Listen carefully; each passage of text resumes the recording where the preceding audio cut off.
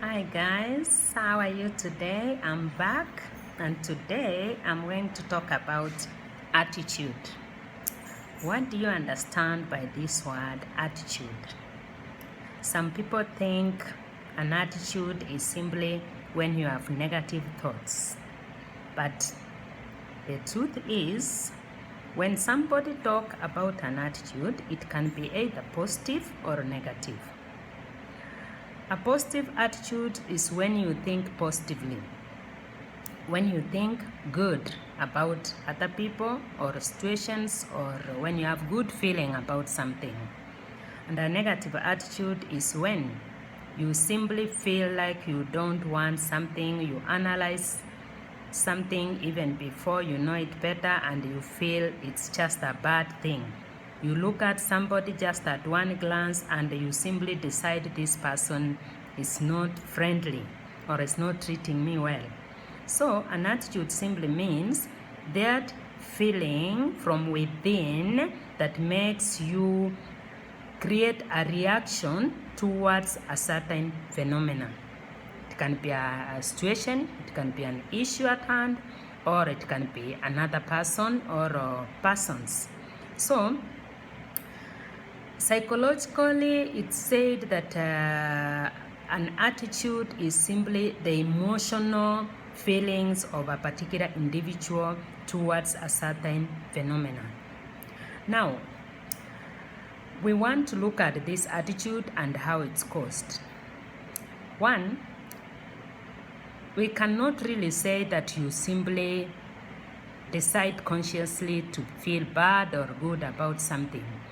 These are feelings from within us, which are a reaction, a reflex kind of reaction. You simply look at a situation and you feel this is what it should be or this is what it shouldn't be.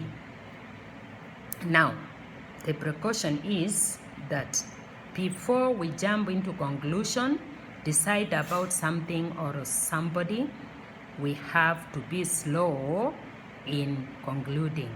Let's take our time.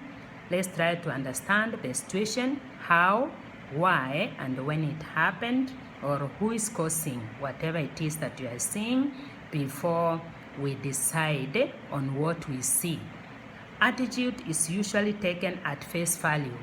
It's like what you see is what you decide. So the caution is take your time. Get to understand or get to reason out. Be objective and logical in your thinking and try to be rational.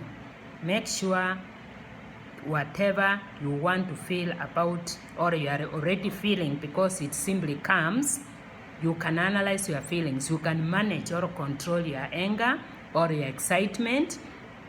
Take your time to understand the situation and get to know exactly how it happened or why.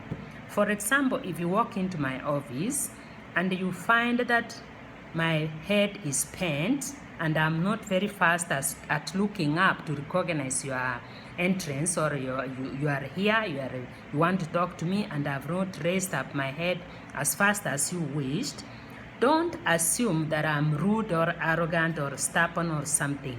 Maybe there's something stuck on my leg. That's why I'm bent and you may not be in a position to see. Maybe I was just in a bad mood, and so I'm trying to reorganize myself before I receive you.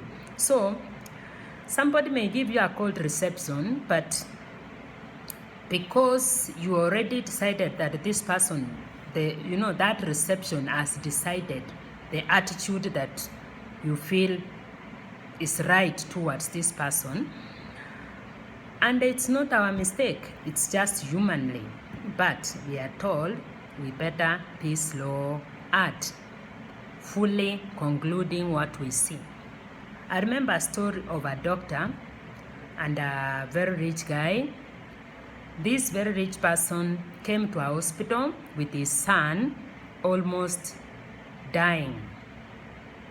He needed a surgeon to do some operation on him. So this doctor was on call, and he was called by the nurses and told there is an emergency here. He had to come and do an operation immediately. The doctor rushed in, found the father at the corridors. He simply told him everything will be okay and ran into the theater, operated on the son, and was able to save the life of the son.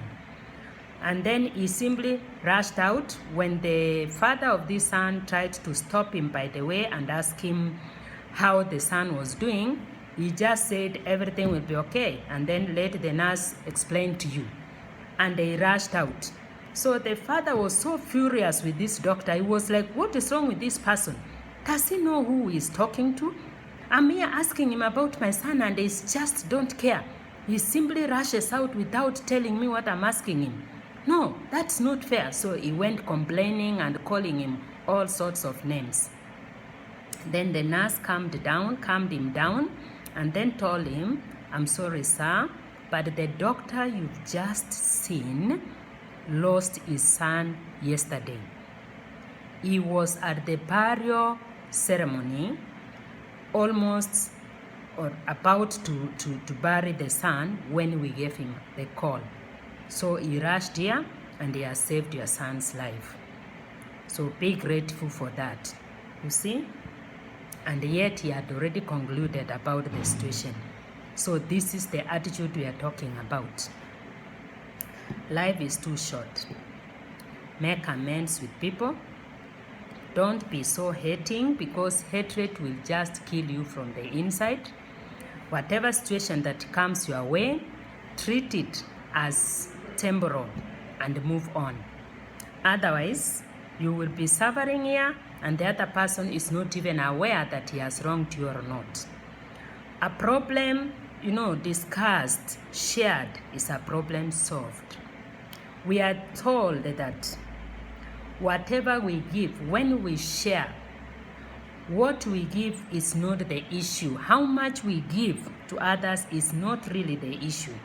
The most important thing is the love that we put into what we are giving, because touching lives, helping others grow, you can't be happy yourself, but the best happiness is that comes from making others happy.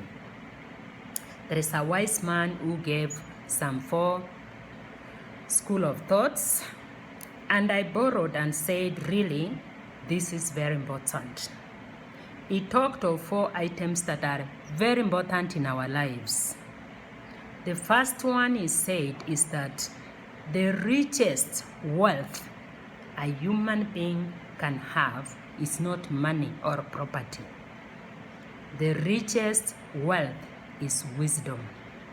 How wise are you? Read the story of Solomon in the Bible. What happened when 2 women came claiming that their son was the one who was living while the other one passed on the previous night when the 2 women gave birth? He didn't know what to do. Each one told a story, and the 2 stories were very nice and convincing. Then he sat back and said, God, bring that son, cut him into 2, and let each take a half-half. The really mother of the son said, no, there is no need to cut the boy into 2. Give it to her. If she takes care of her, I will be happy. But the other one said, no, cut him into 2. That was enough to decide who the really mother of the son was. And that is wisdom, my friends. Then he says that the most powerful gift one can have, the best and the most powerful, is patience. Take it easy. Take it slow. Be patient with everyone and every situation. For it is said again in the Bible that the most patience pays. You have to take your time. God's time is the best. That's all we are told. We have always been told this from our forefathers up to date, that God's time is the best. There must be a reason why we are asked to be patient. I was reading some article when I saw where the blast that happened in New York, where the two towers were destroyed and people died in masses. Somebody said that same morning, some woman was walking, rushing to work, where these towers were. They were workers in this tower. But on reaching by the way, one of his souls came out. So she rushed back home to fix it or to change to a new shoe. And that is how she saved her life. Another parent had been asked to pass through the school of the son who was bringing trouble to the teachers. And while there, this thing happened. And so he was also saved from the blast. So what I'm saying is that before you conclude or decide about a situation, take your time. Think over it. Even consult with your friends before you decide fully that you are convinced this is what it is. The third item is that the strongest security, the strongest, most powerful security a human being should have is faith. Have faith in yourself. Have faith in God. You have to convince yourself that you are capable and you can do it. You must convince yourself that you are the best thing that ever happened. People take time to build trust, but they only take a minute to destroy it completely. So, trust in yourself first before you can trust anybody else. And when you have that trust, then that means you have faith in yourself and in everything that you intend to do. Once you build that strong faith within you, I can assure you, everything will be possible. And then finally, it says that the most effective tonic one can get is laughter. My friend, when you laugh, you forget your sorrows. You forget everything else, and you become a beautiful creature. So please, let it be your dose every day of your life. Laughter is important. Let me tell you guys, all of us have different burdens in our lives. Some are small, some are big, some are in between. The most important thing is how, not the burden itself, but how you carry it. You want to carry your burdens on your shoulder, on your back, on your head, or you push it. And that way, you can be able to go about each and every issue that you come across, every challenge that comes to you, or anything that may be an obstacle in your life. You are a credible person, but do not be so proud of yourself. You may have so many academic certificates hanging all over your walls. But my friend, the number of certificates that you have achieved does not define how decent you are. No, it's your character. It's what you have learned all the years. How humbled you become at the end of the day. When we look at this credibility, does not mean that you be nice even to wrong situations. No. Let it not stop you from standing up for your rights, standing up for the right things that you know that you should do. You cannot say that you use the wrong means to justify a situation. As long as you use the wrong means, as justifiable as the situation can be, it still remains wrong. So my friends, all this have everything to do with attitude. You feel you have amassed a lot of wealth, you have properties, you have a lot of money, and then you start looking down against these other people. You want to feel that you are on top of the world. Everybody should bow before you. No, my friend. It's not how much you've got with time. It's how many souls you have touched. Who is standing with you? That is the most important. Love is not for us to keep. Love is for us to share. The more you share, the happier you become. You cannot force people to love you, maybe for what you have or what you feel. But you can love as many people as you can. Don't create an attitude towards individuals just for the same, because of, where they come from. Don't create that attitude within you because you say, me, I come from such and such a place, so nobody can tell me anything. I'm so and so. This is where I belong. I am of this class. There is no situation or condition that is permanent.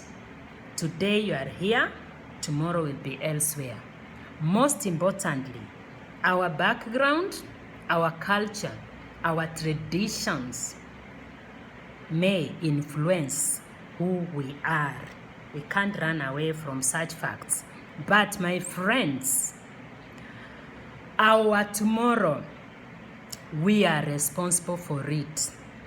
Who we want to become is our responsibility, not where we have come from. It's from now on. What kind of attitude do you want to create for your life? You can be successful if you mold your success. There is nothing that comes easy or for free. Free things are not as beneficial as things that you have worked for. The Bible says, he who does not worketh should not eat. So, go out, work, and work hard. And tomorrow, you will love how successful you have become. Change your attitude. Be part of the positive change, and you will see it happen. Look at my next clip. See a case of a woman who stole a loaf of bread worth $50 and learn from there.